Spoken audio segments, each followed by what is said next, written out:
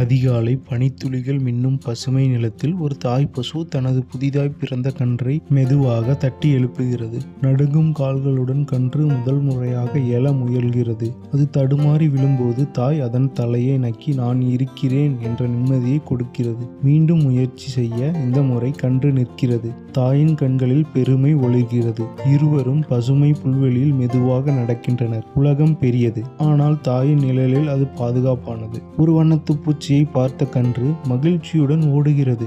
ஆனால் விளையாட்டில் ரொம்ப தூரம் செல்கிறது. தாய் கவலையுடன் அழைக்கிறது. அப்போது கன்று சறுக்கி சேற்றுக்குழியில் விழுந்து பயந்து கத்துகிறது. ஒரு கணமும் தாமதிக்காமல் தாய் பசு கன்றின் அருகே வந்து நிற்கிறது. திடீரென மழை பொழிகிறது. இடியுடன் வானம் கருக்கிறது. கன்று பயந்து தாயை அணைக்கிறது.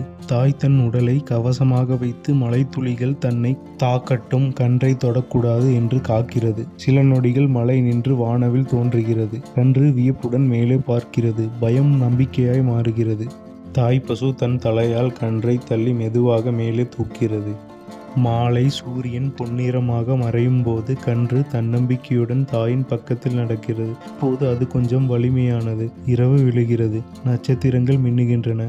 தாய் பசுவின் அருகில் தன் தலையை வைத்துக்கொண்டு கன்று அமைதியாக உறங்குகிறது. அந்த அமைதியில் ஒரு உண்மை மட்டுமே ஒலிக்கிறது. தாயின் அன்பு காக்கும், கற்றுத்தரும், என்றும் விட்டு செல்லாது.